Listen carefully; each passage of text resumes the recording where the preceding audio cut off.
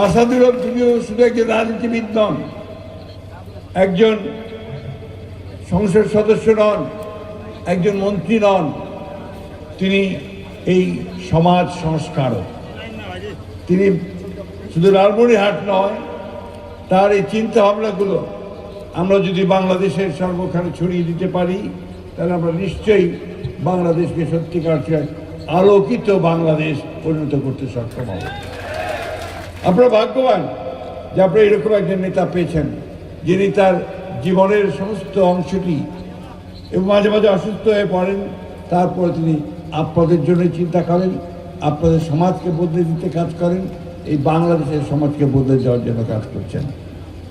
প্রিয় লালমনিরহাটবাসী, আমরা 15-16 বছর ধরে গণতন্ত্রের জন্য সংগ্রাম করেছি, ফ্যাসিস্টের বিরুদ্ধে সংগ্রাম করেছি, লড়াই করেছি, অনেক মামলা মোকদ্দমা হয়েছে, অনেক প্রাণ গেছে।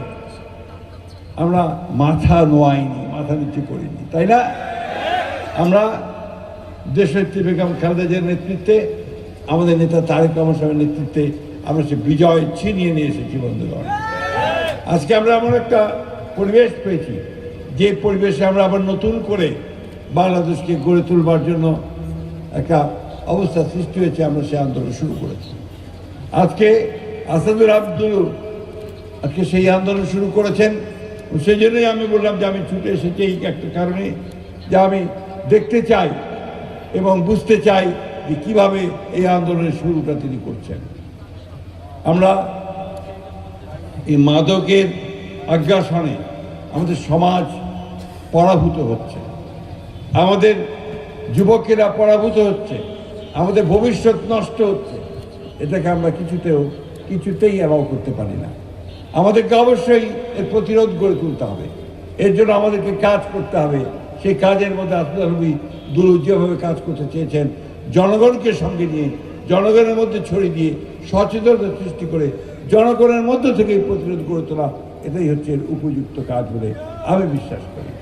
আমি বক্তব্য দীর্ঘ করব না, আমি শুধু এইটুকু বলতে পারি আপনাদের, আসাদুল আব্দুল আজকে যে আন্দোলন শুরু করলো, এই আন্দোলন ছড়িয়ে পড়বে বাংলাদেশে। বাংলাদেশের সমস্ত মানুষ তারা ঐক্যবদ্ধ হয়ে এই মাদককে না বলবে, যৌতুকের বিবাহকে না বলবে, জুয়াকে না বলবে এবং সুন্দর ভবিষ্যতের দিকে এগিয়ে নিয়ে যাবে ইনশাআল্লাহ। আমি সে বিশ্বাস করি।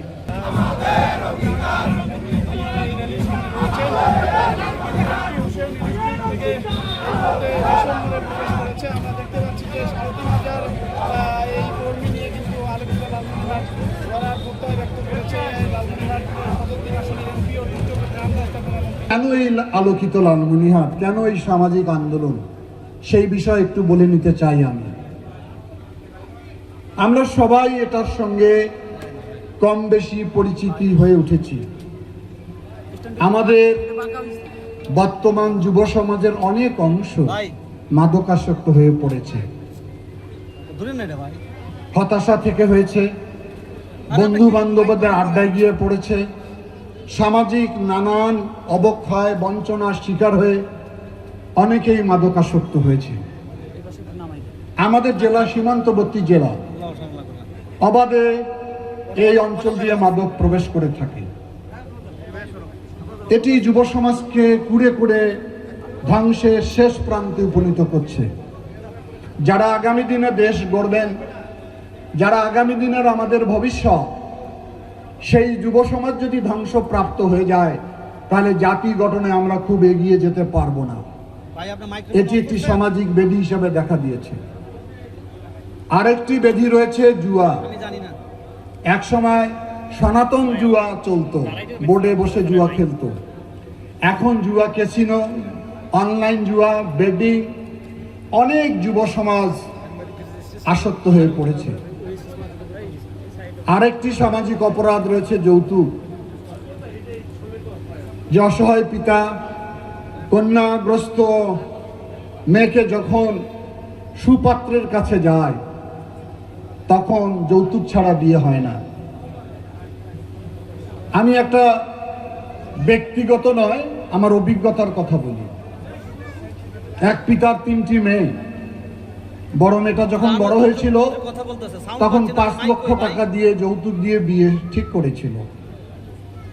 তার সামান্য একটু জমি ছিল, হালের 2টা গরু ছিল, বিক্রি করে 3 লক্ষ টাকা দিয়েছে। 2 লক্ষ টাকা দিতে পারে নাই জন্য প্রতি রাত্রে স্বামী তাকে নির্যাতন করত। নির্যাতন সইতে না পারে সেই মেয়েটি তার বাবার বাড়িতে আসে, বাবাকে বলে, বাবা তুমি তো যৌতুকের টাকা দাও না, তোমার জামাই প্রতি রাত্রে আমাকে নির্যাতন করে। তখন বাবা বলে, মা দেখ তোর ছোট 2টি বোন বড় হয়েছে, তাদেরও বিয়ে দিতে হবে, আমার তখন কিচ্ছু নাই। এই যে অসহায় পিতার আর্তনাদ, এই যে দীর্ঘশ্বাস আমাদেরকে কষ্ট দেয়। এটি সব পরিবারে কম বেশি আমরা জড়িত হয়ে পড়েছি। একটি কথা স্মরণ করবেন, আপনি আজকে যৌতুক নিয়ে বিয়ে করবেন, ভবিষ্যতে আপনার ঘরে যখন একাধিক কন্যা সন্তান জন্মগ্রহণ করবে তখন আপনাকেও যৌতুক দিয়ে মেয়েকে বিয়ে দিতে হবে। এটি একটি বিশাল সামাজিক অপরাধ, আইনের দৃষ্টিতে অপরাধ, আমাদের ধর্মীয় দৃষ্টিতে অপরাধ। আরেকটি হচ্ছে বাল্যবিবাহ। এখানে একটি গতকাল রাতে আমরা 7টা পরিবারের যৌতুকবিহীন বিয়ে দিয়েছি। তারা এখানে বর কোণে বসে আছে আমাদের সামনে। তারা এই অবক্ষয়ের সময়, অনৈতিক সময়ে তারা যে সাহসের পরিচয় দিয়েছে সেই জন্য পরিবারগুলোকে আমি ধন্যবাদ জানাই। তারা যৌতুক ছাড়া বিয়ে করেছে। এটি দৃষ্টান্ত। এটি আপনারা সবাই সব পরিবারে সব সমাজে যদি প্রচলন করেন তাহলে সমাজে সম্মানিত হবেন।